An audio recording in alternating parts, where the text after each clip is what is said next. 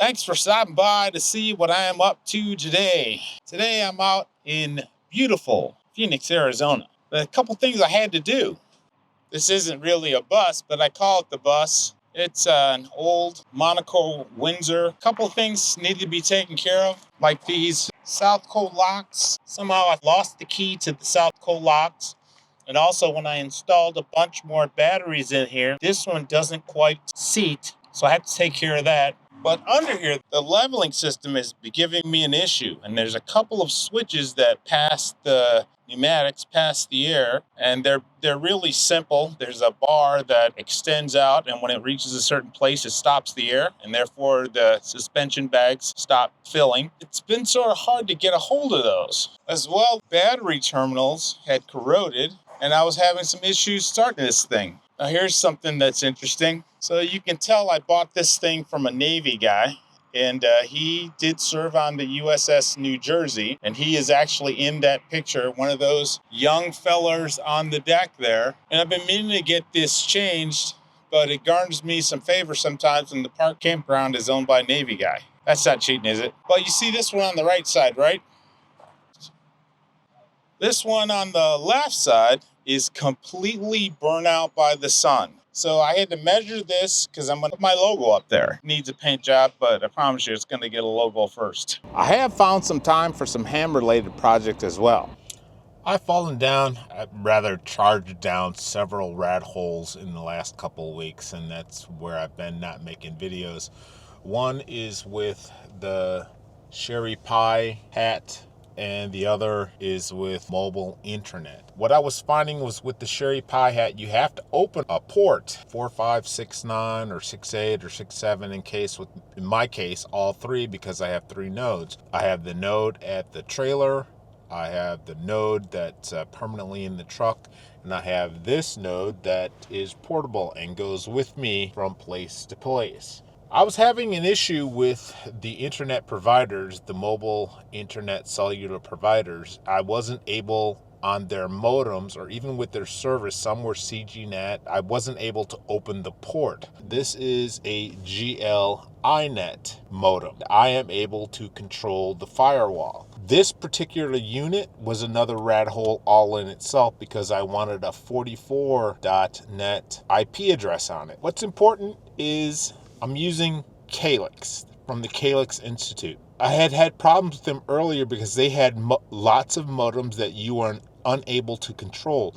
But in this case, they're now offering the SIM card only. I think it's $500 a year, unlimited, unthrottled internet. And I personally, being a person that's on the road all the time, understand or think that is a good deal. So with this GL-iNet, I get a Calyx Institute SIM card. I'm able to control this firewall. I was able to get the ARDC44.IP address. Not required, just one of the personal things that I wanted to do. I'm able to operate my Sherry Pie node. Another project, or rabbit hole, whatever you might want to call it, was the W0AEX battery for the FTD5 or FT5D or whatever the Yaesu radio is.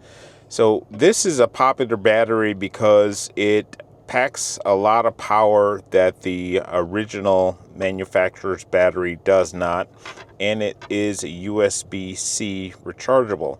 Oh, and by the way, I got stickers finally. But at any rate, I bought this as a kit because they were kind of out of stock on the pre-built ones, and I also like doing kits as well. So this is not a kit for the faint of heart. Well, this is not a beginner's kit. If you have skills putting together kits and you have patience, because there's a lot of tiny work in this, I'm not going to pull it apart to show you. Maybe I have 2.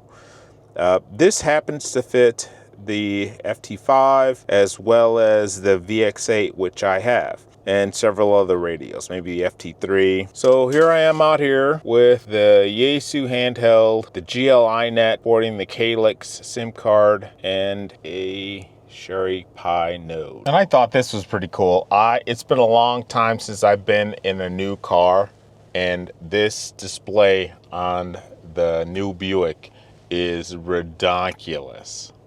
It's almost distracting. Let's finish off with the bus.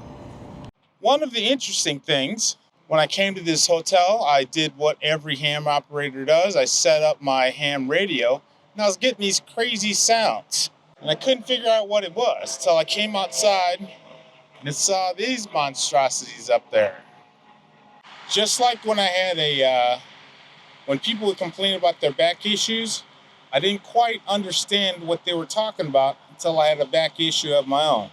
Now, I understand how neighborhood RFI can wreck your radio experience. Look at those monsters, and they make a lot of noise. These Doohickeys support the doors that travel all the way up, like the generator door. That little class comes up and supports the generator door. There's one on the water system, and there's also one on the batteries. The one on the battery door has since janked out. Time to replace that.